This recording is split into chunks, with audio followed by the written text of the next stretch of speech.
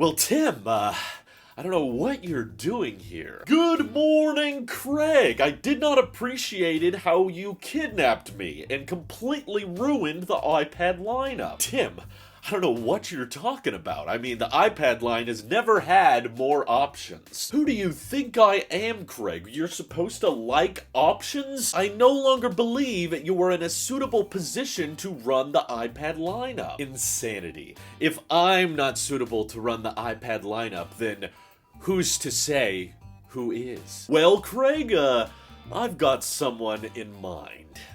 How sad is that? I vomit a little bit every time I scroll down on the iPad page and it says, which iPad is right for you? And you just got all these crazy options to choose from, and I always want to just say, none of them! There's not an iPad that's right for you, except the little iPad mini. You're perfect and never change. But for today's video, I guess I'm on a fixing streak and just describing essentially what I would do if Tim Cook put me in charge and said, how do we fix the iPad lineup a bit? And this involves hardware changes, software changes. It's my personal opinion, but just keep in mind, it is objective. It is a fact and it is true, and none of you are gonna disagree with me and have justifiable points. So let's address the obvious one that you guys know me for. I think the iPad Pros should support dual boot macOS because they have Apple Silicon inside them, but I'm okay with it just being restricted to the Pros. I understand that Apple is a company, they want to prioritize profits, and I understand that if you tried offering macOS to the iPad 10, then things would get a little bit messy, and optimizing macOS to run on older Silicon is crappy, so I'm not trying to push macOS across all iPads, but specifically the Pros, the expensive iPads, should have that option. And I'm going to push it a little bit further even and say that because Apple has decided that macOS is best optimized on a 12 to 13 inch display, they're not even going to offer it on the 11-inch iPad Pro. And while a lot of you are probably upset to hear that at first, you might like the direction I'm taking it, but I actually think that the iPad Air and the 11-inch iPad Pro are so absurdly similar, and maybe Tim and Craig can justify it as some decoy effect model to try to upsell people, but personally what I think they should do is just have one 11-inch higher end iPad that maybe gets a little bit of a price increase. Maybe it's $650, or maybe we compromise in the middle and offer a $700 iPad Air, but it still has ProMotion. Perhaps they keep Touch ID, and of course it still has the M1 chip, but Apple just decides that because it starts with a lower amount of storage, this iPad could start with 128 gigs, and then the 12.9-inch iPad Pro, which does support macOS, can start with 256 gigs and have enough RAM to handle the dual booting. Plus, of course, it would simplify the lineup a bit to know that the iPad Pros get mini LED and the iPad Air sticks with an LCD. But you throw them a bone because now they get ProMotion. They get 120 hertz and, of course, still Apple Pencil 2 support, still smart connector capability. I think it would still be a very popular iPad if it was cheaper than the 11-inch Pro, and it still has an M series chip, so it can run Stage Manager, it can do the external monitor support. Costs a little bit more than an Air, but a little bit less than a Pro, and that cleans up the lineup a lot just with those two changes. And I know it sounds weird at first to just have one size of iPad Pro because Apple has brainwashed us over the past 6 years to convince us that having multiple sized iPad Pros is a normal thing, but I'm still bitter that Apple never called that 9.7-inch iPad Pro the iPad Air 3. I always thought that would have made more sense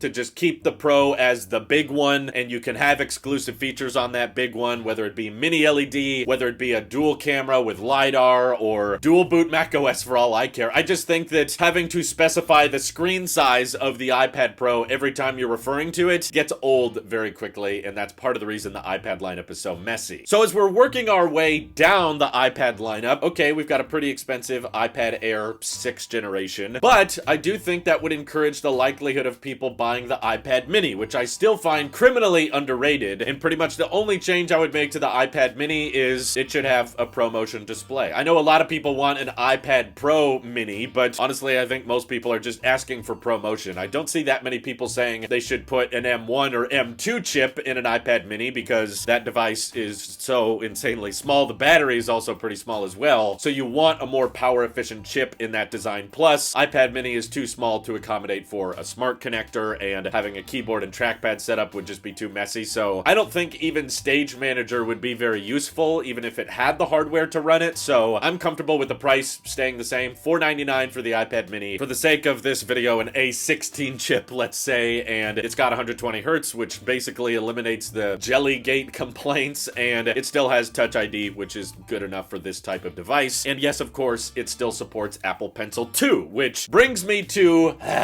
the biggest F tier of Apple products we've got this year, the iPad 10. I know that a lot of people probably expect me to say they should completely kill it from the lineup and it shouldn't exist, and the iPad 9 can just be the cheap iPad, but for the sake of me being a futurist and wanting people to get over the home button, I actually would drop the iPad 9. I think that design has been around for a little bit too long, and I get that it's cheap and I get that it sells really well, but when it comes to the entry-level iPad, the cheapest one available, I'm in favor of scrapping the old design, but tweaking the iPad 10 to make it a lot more digestible. So first off, Apple Pencil 1 needs to go. It should have gone years ago. The fact that it's still alive today is, I think, a war crime, and allowing USB-C on that iPad but not allowing Apple Pencil 2 support was ridiculous. So I'm in favor of them repositioning the camera on the iPad 10, not to where it was before. I still think there's a way you can do a landscape camera that's maybe just not perfectly centered. Just move it over a little bit. That way you can still have Apple Pencil 2 connectivity, which is clearly the far superior stylus and much easier to connect to the iPad. You don't need a cable, you don't need an adapter to pair or charge. You literally just hold it up next to the iPad and it snaps on there and you're done. That's so intuitive, and I don't believe in paywalling something so simple and so easy to understand. To me, the iPad 10 feels like a decoy model because of how crappy that stylus method is. But a lot of people like the repositioned camera, which is why I wanted to go across the lineup and say I think all iPads, even the mini, even the Air and the Pro, should reposition the camera to the longer side, but not necessarily right in the center, because I know that's where the Apple Pencil 2 has to dock. I'm just not the kind of guy that thinks it's the end of the world for the front-facing camera to be a little bit off-center, a little bit moved over to the left or right. That way you can still have Apple Pencil 2 connectivity, but when you're holding your iPad in landscape mode, like most people, your hands aren't going to cover up the camera in that portrait mode orientation like iPads have been for the past basically 10 years. So I would make that change across the entire lineup on the Air, on the Pro. But yes, this does mean that in my redesigned world, the iPad 10, or I guess in this case the iPad 11th generation, this would have a 60 hertz display, so it would be the only iPad that doesn't get ProMotion, and it would still be non-laminated, because I've heard from many people that that saves a lot during the manufacturing process, and it makes it a lot cheaper to repair, which people who are buying the cheapest iPad are more likely buying it for kids or schools, which means that the screen shattering is probably going to be a bit more likely. So having a cheap and easy way to repair the iPad 10, or in this case the 11, I think is a good thing, and especially if we're giving ProMotion to the rest of the iPad lineup, you need something to kind of separate that design, considering with my lineup, all iPads are going to have USB-C. No iPad is going to have the home button anymore, so you need to like make it a bit worse. So if people want just a cheap basic iPad, I think this one should also start a little bit less. To me, $450 was just asking a tad too much, so I would put the iPad 11 in this case at $399. You know, I'm not expecting it to be as cheap as the iPad 9 was. There's been inflation and supply chain issues Apple has had to deal with, so that's why prices in my lineup are basically going up across the board, but this is a hypothetical. I can kind of do what I want, right? So basically my lineup looks like iPad 11 sitting at $399, iPad mini 7th generation, which is now rocking ProMotion, at $499, and then you have a bit of a jump to the iPad Air, which is probably what most people are going to buy, the 6th generation version, which has ProMotion, now at $699, so a couple $100 more. But that iPad Air 6 will come with 128 gigs of storage, whereas the iPad mini 7 and the iPad 11, those are still coming with 64 gigs. So while it is a bit of a price increase, you're doubling up on the storage to kind of justify it. And then when you make the next big jump to the iPad Pro 12.9 inch, you get your mini LED, you get your Mac OS. In this case, I guess I would say you also get your Thunderbolt port. You can have USB 3 speeds on the iPad Air, and as crazy as it sounds, I would probably leave the USB 2.0 speeds on the iPad 10 and 11 because the people using those iPads aren't transferring huge files, so iPad mini can get USB 3 speeds though. And now you have a fairly simple quadrant. It's not that complicated, and I think it passes the Steve Jobs quota of having high-end devices that are capable and more affordable devices that are also capable. I'm tempted to also add in my dream concept of an iPad Ultra, which would be like a 16-inch display, have additional ports, and maybe a M1 Pro chip or something a little bit faster with better battery life. But that would complicate the lineup a little bit too much, and we can't even get dual boot in the first place, so I'm just gonna keep it simple for you, Apple, because I know you're watching these videos. There's your quadrant of 4 different choices, and I think a lot of people would buy these things. I think your revenue would go way, way up for the Pros, for the Airs, for the Minis. But do you disagree with this lineup? Do you think it could be more simple? Do you think it should be more complicated? Feel free to tell me all your wrong opinions down in the comments below. And thank you to everybody supporting this channel over on Tailosive Tech Pro. Seriously, helps us out a ton, as does just watching these videos. So thanks again. This is your Apple Sheep here, and I'll see you all in the next one.